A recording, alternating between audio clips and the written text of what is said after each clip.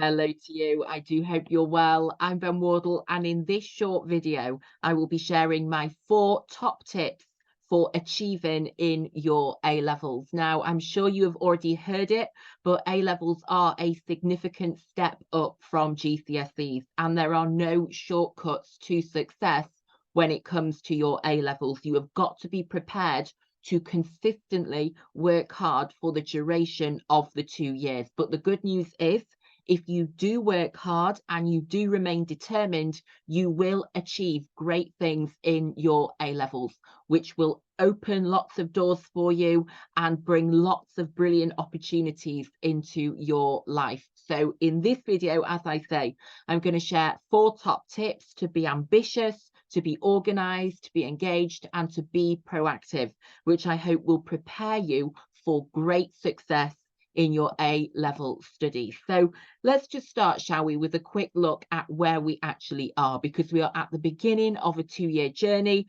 which begins, of course, in September of year 12, which will then conclude in the summer of year 13, when you will sit your A-level exams, and then, of course, you will receive your results on results day. And in order to achieve great things in your A-levels, there are 4 things that I think you need to do, or that you need to be. And they are to be ambitious, to aim for the top, to be organized, which means to organize your resources and time efficiently, to be engaged, by which I mean you should get involved in lessons and then do further reading and research in your spare time. And then finally, to be proactive. And this is all about taking responsibility for your success. So it's all about asking questions about things you don't understand, doing extra research, and submitting extra work to your teachers so that they can mark your work and then you can redraft it again.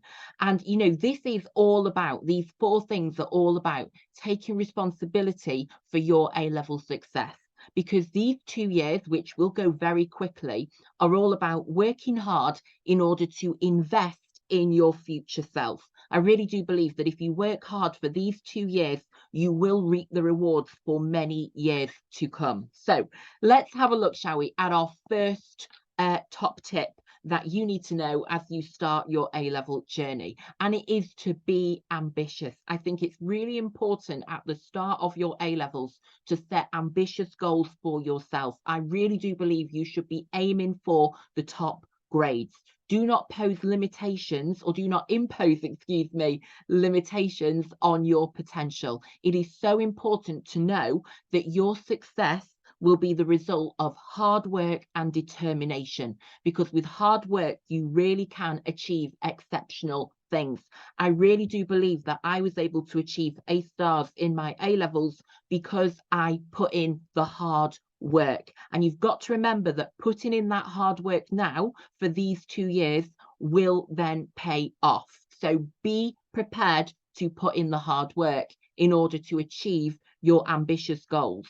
So what I would recommend you do is, for each subject, look at the top band of each mark scheme, and that is where you need to be aiming. So for example, there might be 5 bands to the mark scheme, and the top one is a band 5, which would be the equivalent of an A star or an A. And you need to have a look at the criteria for meeting that top band. So you've got to look at what the exam board is looking for in order to award you an A star or an A in each question type in your subject. And that is where you should be aiming. So in everything that you then do, in all the work you produce and all the mock exams you then do, you should always be aiming for the top. Be ambitious, as I say. Do not impose limitations on what you can achieve.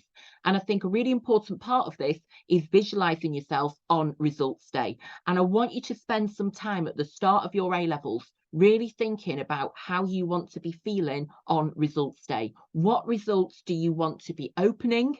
And then what do you want to be doing next? Because I think keeping results day and keeping your results in mind will really help to motivate you and, you know, challenge you to continue working hard for the duration of those 2 years. So visualize what you want to be receiving on results day in terms of what results you want to be opening, and then use that to motivate and inspire you. set those ambitious targets for each subject you are studying. And remember, in the words of Dr. Carol Dweck, that effort is the key to mastery, that with hard work and determination, you can achieve exceptional things. So number one is to be ambitious. Aim for the top, and remember that with hard work and determination, you can achieve exceptional things.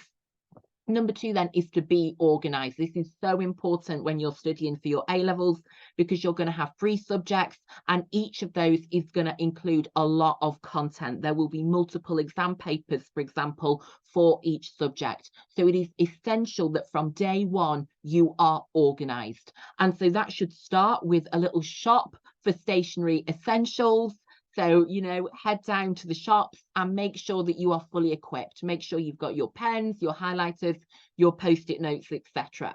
I would also recommend purchasing a diary, planner or calendar, and then committing to using it daily. With your different subjects, you will have different deadlines, you will have different things to do, different homeworks, different mock exams coming up, for example. It's really important that you are keeping on top of those deadlines and those key dates. So I recommend using your diary, your planner, I'm making up words now, excuse me, your planner or your calendar, and you're using them on a regular basis, you know those key dates and deadlines by writing them down. You could also use your iPhone calendar as well. I think, it's really great to embrace modern technology when it is beneficial to us. And, using your phone calendar can help you because it does give you those quick instant reminders of what deadlines you've got coming up.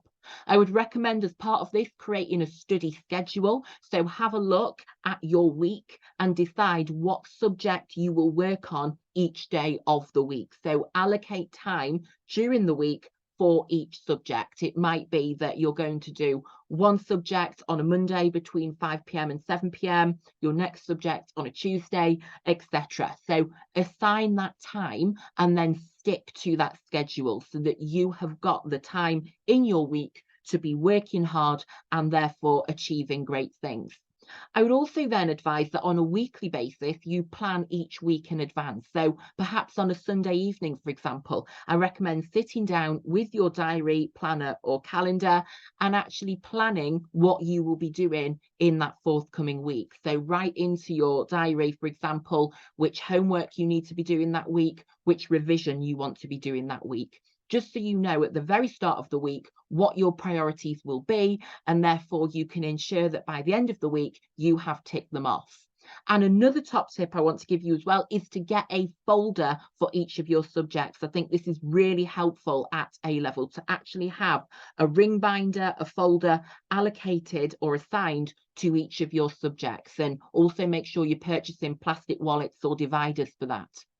And then in that folder, you're going to keep all of the important documents that you will need for success in that subject. So make sure that you print off and put into your folder the course specification, which sets out all of the topics you could be asked about on the exam and that you need to know about. You should also print off the mark schemes so that you've got them there in your folder, so that when you are doing an essay, for example, you can actually refer to the mark scheme and ensure that you are hitting that top band.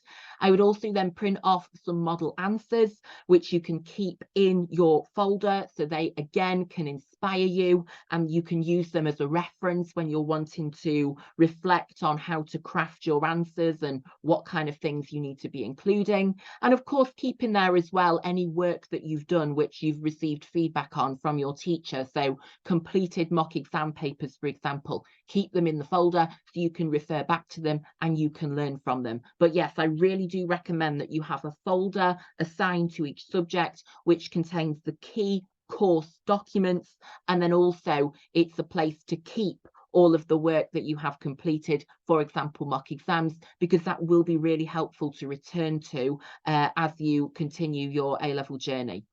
Okay, number 3 then is to be engaged. And I think this is really important at A-level, that you are giving it 100%. You've chosen these subjects, these 3 subjects, potentially 4. And so it's important that you are you know, invest in everything you've got into them. We aren't doing GCSEs anymore where you have got maybe 9, 10, 11 subjects. We are streamlining and we are focusing on potentially 3 or 4. So really make sure that you are giving each of those subjects 100%. So in the classroom, try and get involved in lessons, you know, contribute in class discussions, get involved in debates if they are part of your course. And then at home, so outside of lessons, make sure that you're reading around your subject as well. You know, have a look if the school have produced a subject reading list, go online and have a look at the Oxford and Cambridge reading list for that subject as well, and actually take some time to do some reading around your subject. And that links in with my next point, that you should do further research on each topic. You know, always go beyond what you've covered in the classroom. So when you've then got home, or if you've got a free period, spend some time on Google or YouTube researching that subject more. So find out more information, see what, you know, these different teachers who post online have said themselves, for example, because they might explain it in a different way to your classroom teacher, in a way that might enhance your understanding. So, you know, always go beyond what you've done in the classroom, find out more, take an active interest. I also recommend that you then talk to others, including your teachers, about your subjects. Have those conversations. You know, we learn so much through conversation, so talk about it with other people. And importantly as well, learn from any feedback that you are given on written work, you know. So don't just get your a marked assignment back and look at the grade and think, oh great, whatever, I did well or I didn't do well. Actually pay really close attention to the words that your teacher has written as well, and really try to use their feedback and the targets they've set to improve your work going forwards. You might then want to redraft that piece of work, for example, and then resubmit it for further marking by your teacher. So be really engaged with the feedback that you're getting. Also make sure that you ask questions about anything you don't understand. Do not sit there thinking, I don't have a clue, I don't know what's going on. Don't do that, especially at A level. Make sure that before you've left school, sixth form or college that day, you've got some clarification from your teacher. It is their job to help you. It is their passion to help you. So really make the most of their expertise. Ask those questions about anything that you're not quite sure on. And always remember, and this is important throughout the 2 years, that your hard work and your engagement will pay off. I really do believe that the more you invest into your own success, the greater the rewards you will reap on results day. So keep engaged, keep going, and keep in mind that all of your effort will pay off. And then finally, but most importantly, I think, is to be proactive. So this is all about taking responsibility for your success. It's all about saying, if I want to succeed, I need to put in the work. I am the person responsible for my own success. I am the master of my own destiny, if you like. It is really important at A level that you are proactive, which means taking responsibility for your success and doing things that will contribute to your success. So, for example, make sure that you start revising for your mocks and your end of A-level exams early. So find and create revision materials throughout the 2 years. Don't leave it until you go on study leave at the end of year 13. Always be actively searching for revision materials, or even better, creating them for yourself. And that would involve creating mind maps, for example, for each topic, and flashcards after each topic as well, with the keywords, the key scholars, the key evaluation points, for example. So make sure after every topic you've finished, you do something that reviews that learning. So as I say, you might create a mind map for that topic, you might do some flashcards, you might create a PowerPoint yourself, which goes through all the key information for that topic. And then I also advise you to do extra reading, research, and practice questions in your spare time. So when you're then at home, or as I say, in a free period, make sure you're using that time efficiently. Don't just sit there on TikTok. Actually say, do you know what? I'm going to work hard now, because then I will reap the rewards in years to come. So make sure that you are doing that extra reading, research, and practice questions.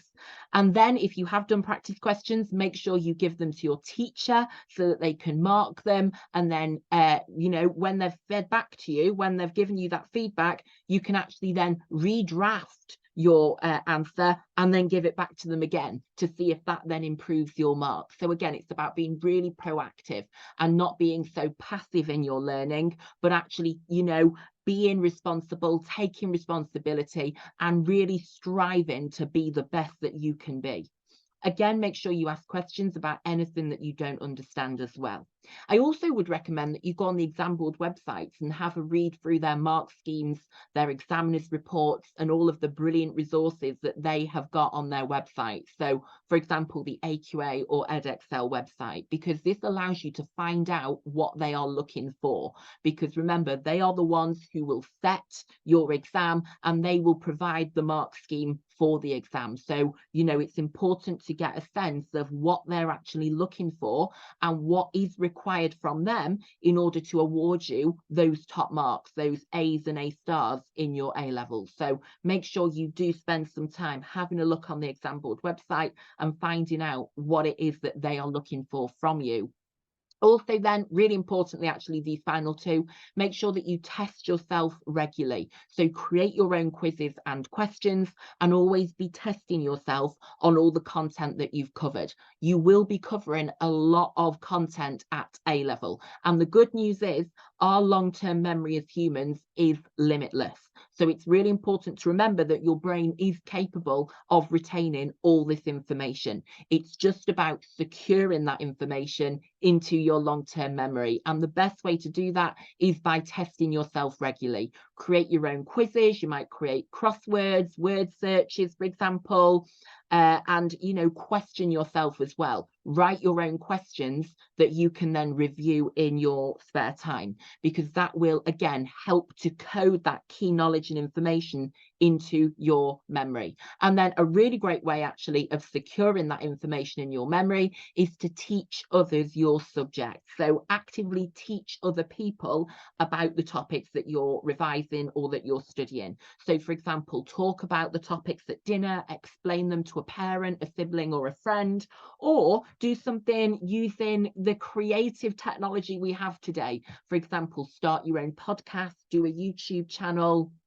do a Instagram account which is dedicated to revision for each of your subjects. So yes, make sure that you are testing yourself regularly and that you're teaching others as well, because, you know, the research shows that we remember so much of what we teach others. So it is a great way to secure that information and that understanding into your long-term memory, which is exactly where we want it to be before the end of A-levels exams.